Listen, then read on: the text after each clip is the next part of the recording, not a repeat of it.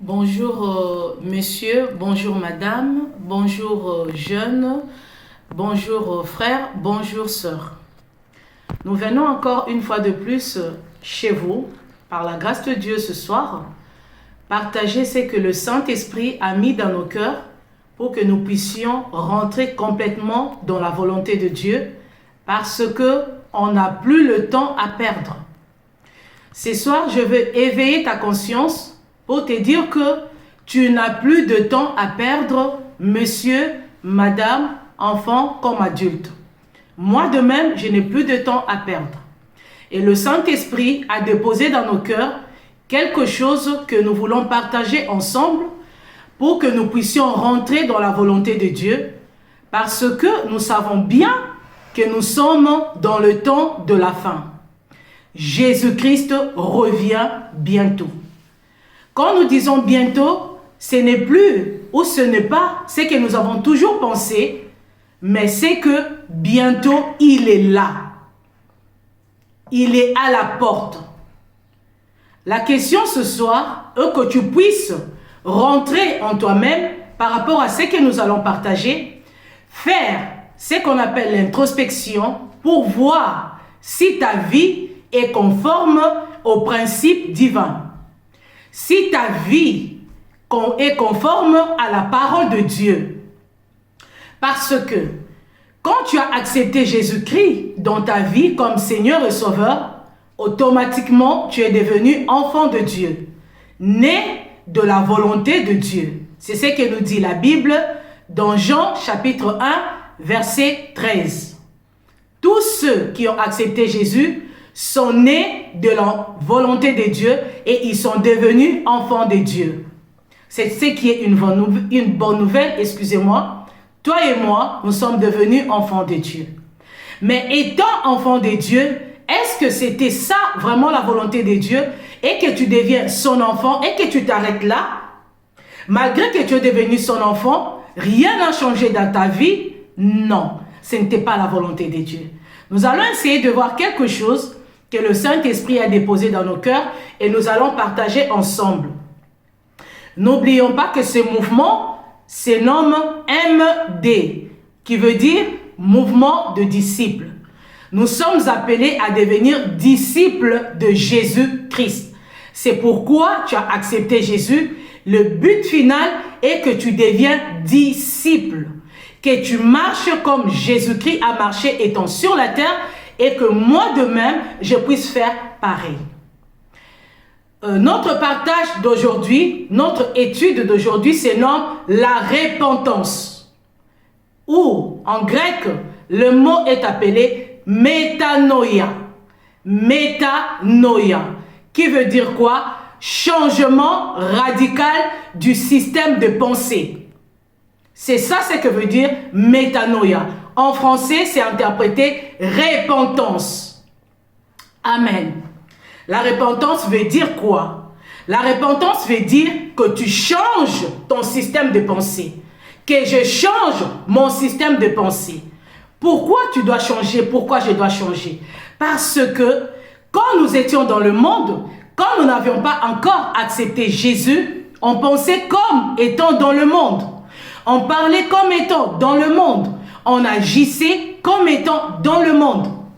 Mais quand nous sommes venus en Jésus-Christ, nous ne devons plus rester le même que quand nous étions dans le monde. Il doit y avoir un changement radical qui se nomme en grec, comme je vous l'ai dit, métanoïa, la repentance. Nous allons lire un verset qui est dans le livre de Romains, chapitre 2, verset 4. Nous lisons Romains chapitre 2, verset 4. La Bible dit: Où méprises-tu les richesses de sa bonté, de sa patience et de sa longanimité, ne reconnaissant pas que la bonté de Dieu te pousse à la repentance. La bonté de Dieu te pousse à la repentance. Pendant cette exhortation, nous allons voir 3 attributs de la nature de Dieu. Amen. Dans ces 3 attributs, nous avons l'amour. Dieu est amour. Nous les chantons, nous les disons, nous les lisons, on nous les prêche, nuit et jour. Chacun de nous sait que Dieu est amour. Dieu n'a pas l'amour, mais Dieu lui-même est amour. Donc l'amour est la nature de Dieu. Ça c'est un. Des deux, Dieu est bon. Amen. Comme nous venons de lire là, la bonté de Dieu nous pousse à la repentance. Dieu est bon. Tu le sais, je le sais. Dieu est patient. Nous allons voir ces trois attributs. L'amour, la bonté et la patience en Dieu. Qui Dieu est?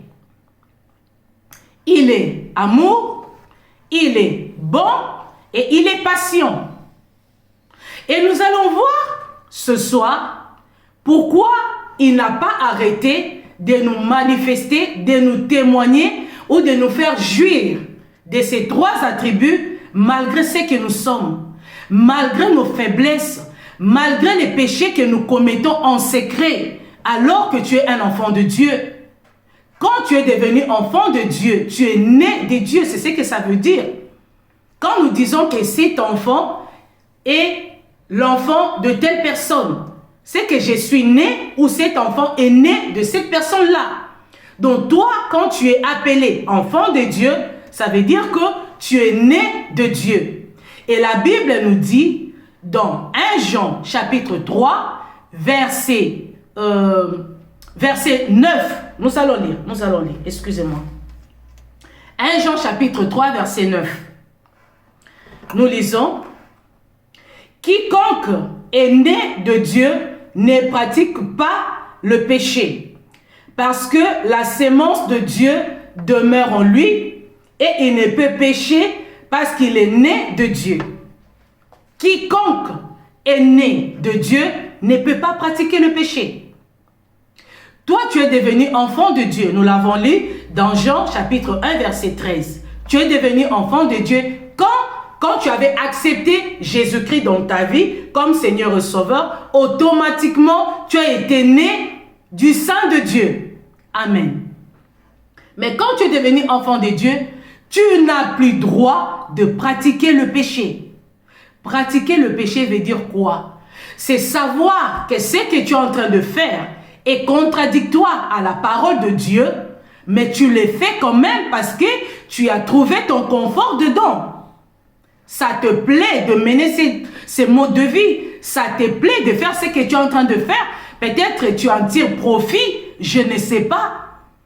Peut-être c'est ton gagne-pain, je ne sais pas. Mais tu es en train de pratiquer le péché quand tu sais que ce que tu es en train de faire est contradictoire à la parole de Dieu. Ce que tu es en train de faire ne plaît pas au Seigneur Saint-Esprit, mais tu continues à le faire. Tu es assise dedans. Tu trouves plaisir à le faire. Là, tu es en train de pratiquer le péché. Et quand tu pratiques le péché, alors que étant enfant de Dieu, tu ne dois plus pratiquer le péché. Parce que tu es né de Dieu. Et la nature de Dieu, une autre nature que nous n'avons pas citée, c'est quoi? La sainteté. Parce que tu es né de Dieu, tu es devenu automatiquement saint. Si tu ne le savais pas, mon frère, si tu ne le savais pas, ma soeur, si tu ne le savais pas, jeune ou vieux, tu es devenu automatiquement saint. Quand tu as accepté Jésus dans ta vie comme Seigneur ou Sauveur. Amen. Alors tu n'as plus droit de pratiquer le péché. Tu n'as plus droit de faire ce que tu fais dans le secret. Quand tu vas sortir avec un homme marié, qui est le monsieur ou la femme, le mari de quelqu'un d'autre, ça te fait plaisir parce qu'il te donne de l'argent, parce que tu jouis, tu satisfais les désirs de ton corps, mais tu sais bien que c'est contradictoire à la parole de Dieu. Alors tu es en train de pratiquer le péché, tu es assis dans ces péchés-là. Sors de là et abandonne. Réponds-toi, voilà ce que Dieu veut te dire ce soir. Réponds-toi, ma soeur, de ces modes de vie. Tu as été né de Dieu. Tu as accepté Jésus-Christ comme Seigneur et Sauveur. Sors de ce mode de vie. Sors de là, abandonne. Réponds-toi. Métanoïa et vis. Réponds-toi et vis. Ce soir, nous te parlons de la part de Dieu. Tu n'as plus droit de pratiquer le péché. Quand tu es en train de calomnier, tout le temps, c'est tout ce que tu sais faire de bon. Parler de ABCD. Quand tu es en train de médire, quand tu es assis confortablement dans le mensonge, parce que c'est ton gagne-pain, tu es en train de pratiquer le péché. Quand tu es là en train de parler que de mal des autres, quand tu es là en train de juger que les autres, alors que toi-même tu n'es pas digne devant le Seigneur, juge-toi d'abord toi-même. Réponds-toi de ces modes de vie. Jésus-Christ revient bientôt. Il est à la porte. Où passeras-tu l'éternité? Voilà pourquoi Dieu t'a laissé le temps. Voilà pourquoi Dieu permet à ce que tu puisses jouir encore d'une partie, je peux dire, de ses attributs qui est la patience. D'une partie de ses attributs qui est l'amour. D'une partie de ses attributs qui est la bonté.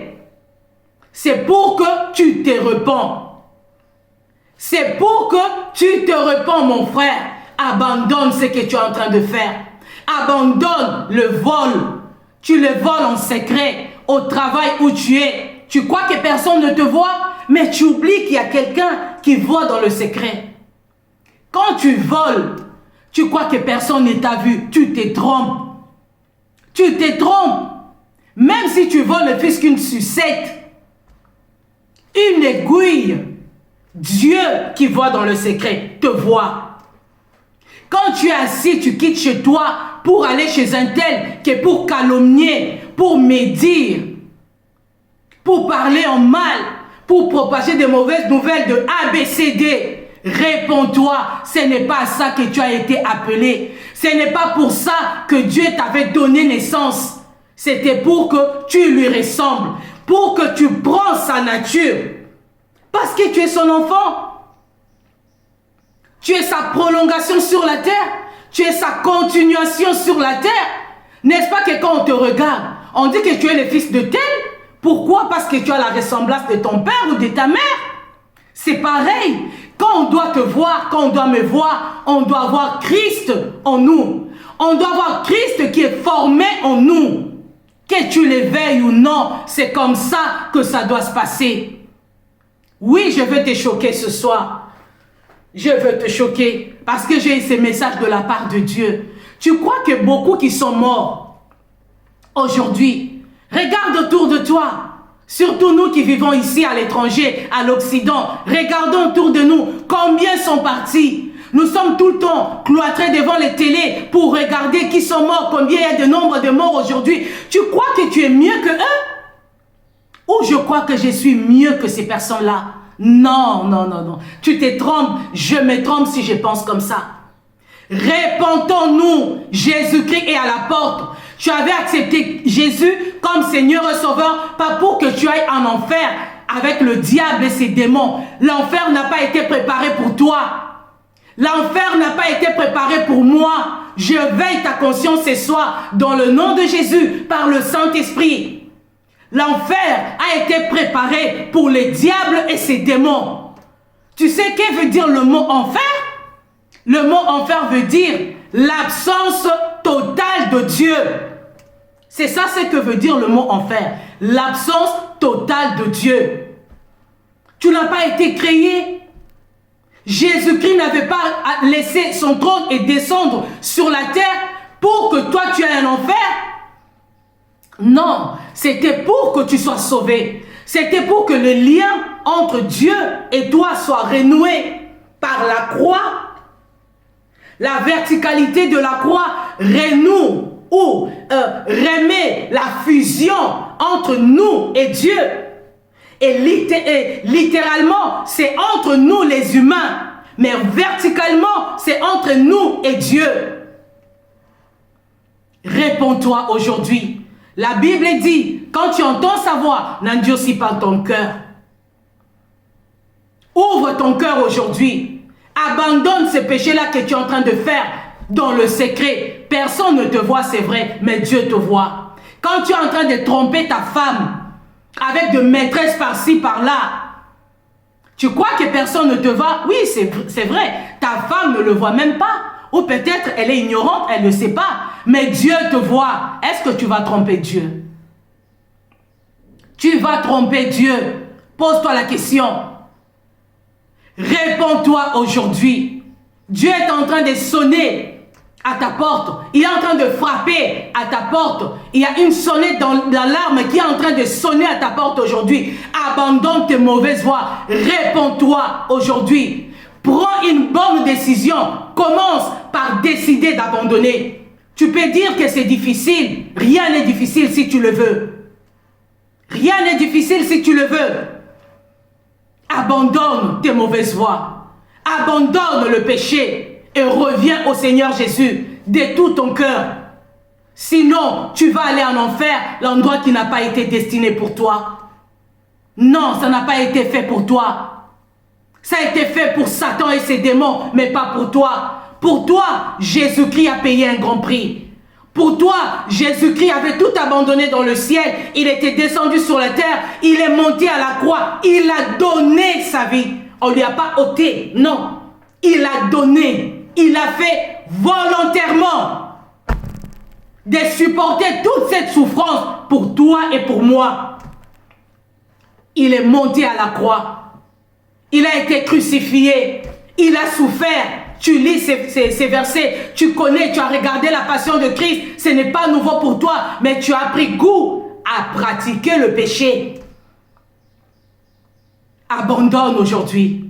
Abandonne le mal que tu es en train de faire. Tu le sais au fond de ton cœur.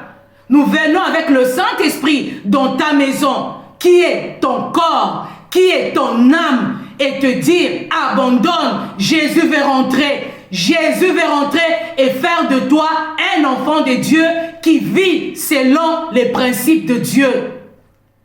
Il est à la porte. Bientôt, il va apparaître pour chercher son épouse. Pas l'église, mais l'épouse. Tu vas à l'église, tu fais bien.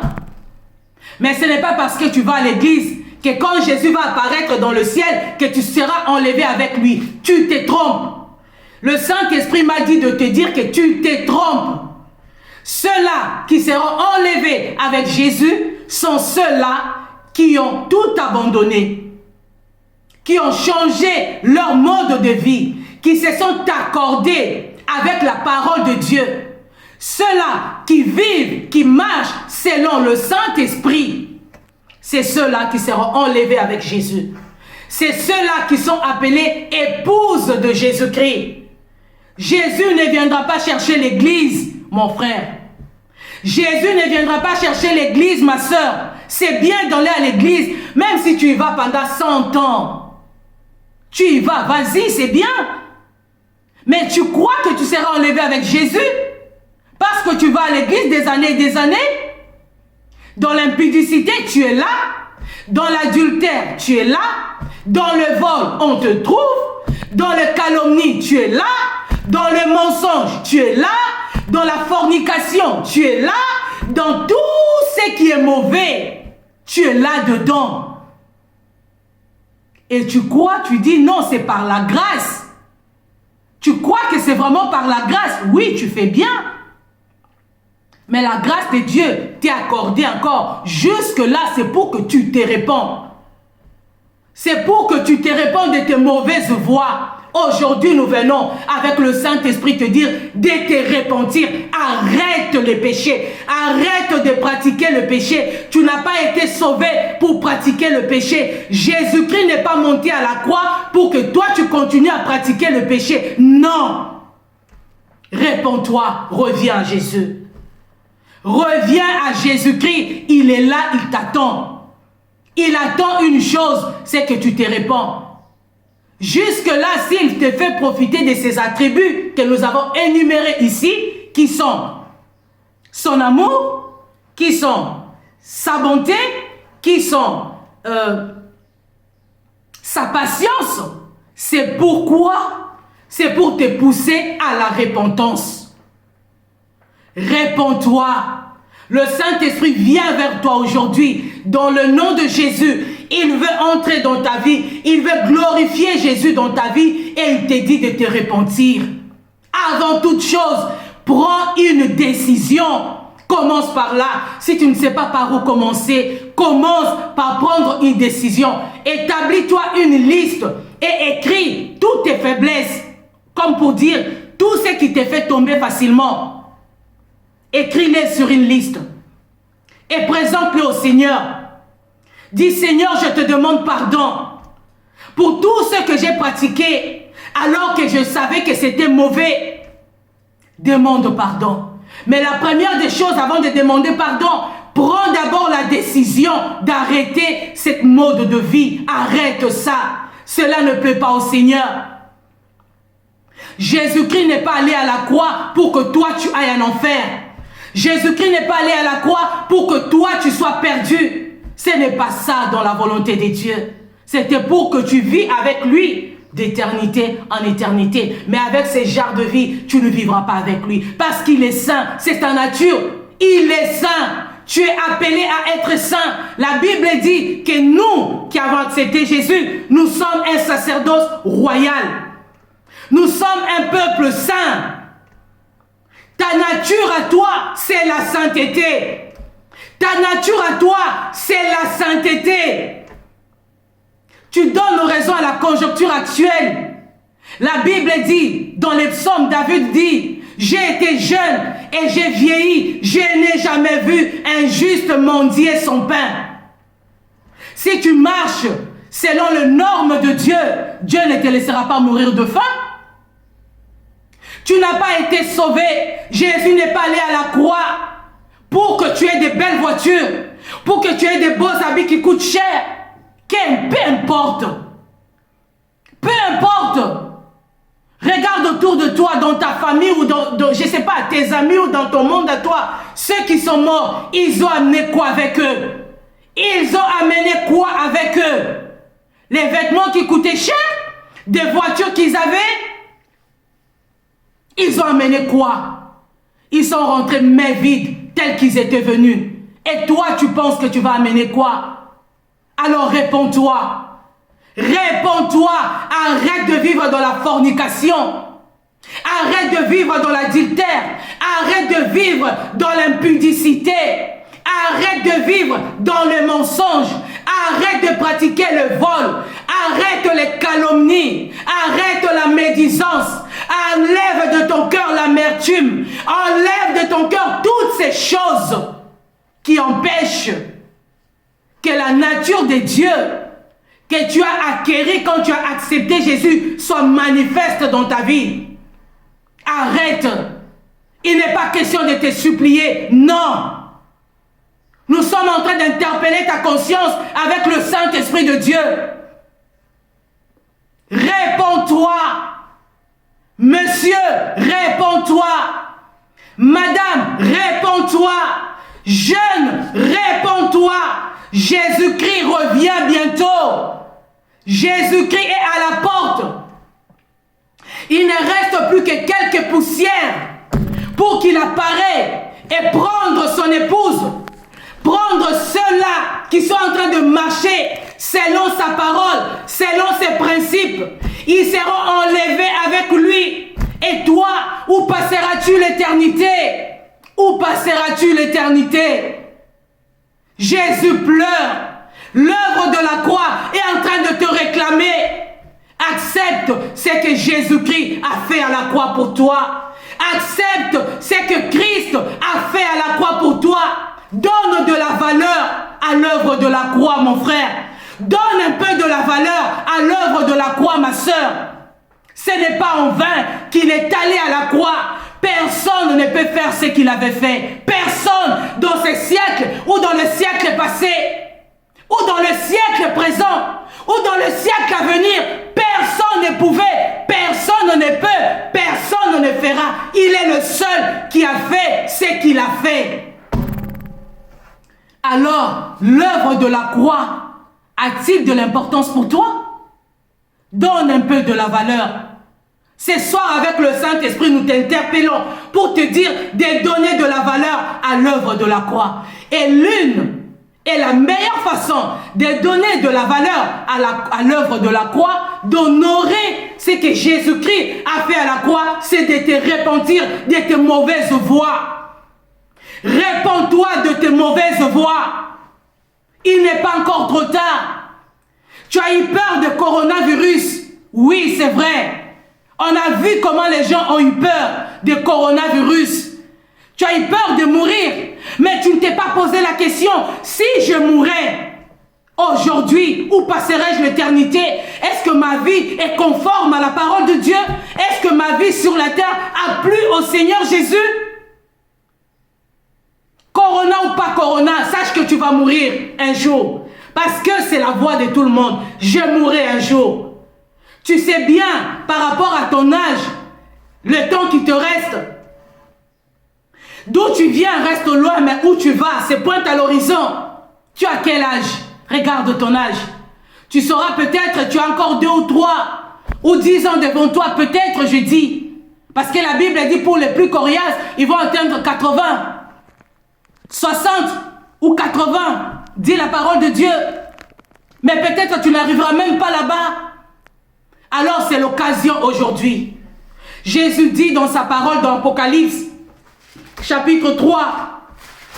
Nous allons lire vite parce que nous avons fini. Apocalypse chapitre 3. Apocalypse chapitre 3 verset 20. Il dit ceci. Voici je me tiens à la porte et je frappe. Si quelqu'un entend ma voix et ouvre la porte, j'entrerai chez lui et je souperai avec lui et lui avec moi. Il n'est pas encore trop tard. Tu peux encore te repentir. Tu peux encore changer de vie. Afin que Jésus-Christ entre dans ta vie. Afin que Jésus-Christ te donne sa nature. Parce que c'est lui le premier-né de Dieu.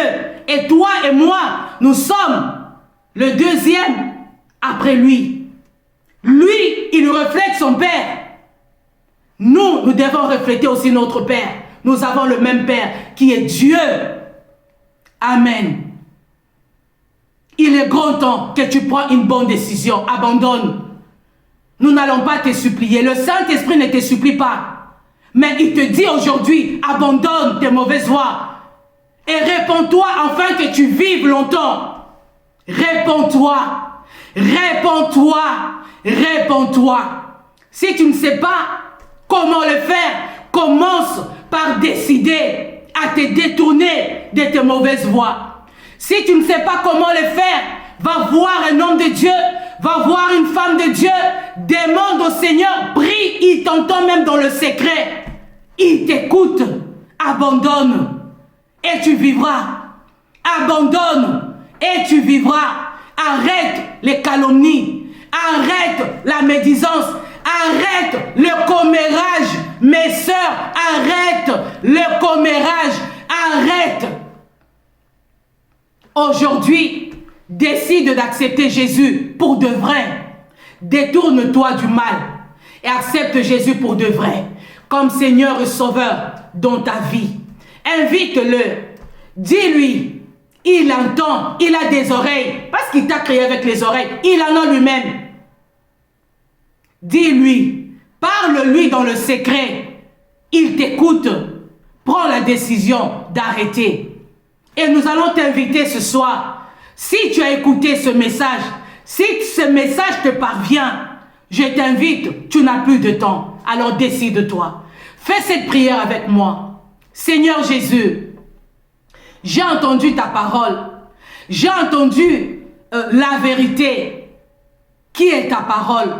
Tu m'as dit de me repentir. Aujourd'hui, je prends la décision d'abandonner tout ce que je faisais, que les autres peut-être ne voyaient pas, mais que toi seul tu voyais, parce que toi tu vois dans le secret. Aujourd'hui, je décide d'abandonner et je te donne ma vie. Seigneur Jésus, viens dans mon cœur aujourd'hui. Prends la place du Seigneur. Deviens mon Seigneur et mon Dieu. Je te donne toute ma vie. Je deviens enfant de Dieu aujourd'hui. Merci Seigneur Jésus. Voilà ce que nous avions à partager avec toi aujourd'hui. Que Dieu vous bénisse abondamment. Et nous sommes sûrs et certains qu'en écoutant ces messages, vous allez faire le bon choix. Vous allez faire le bon choix.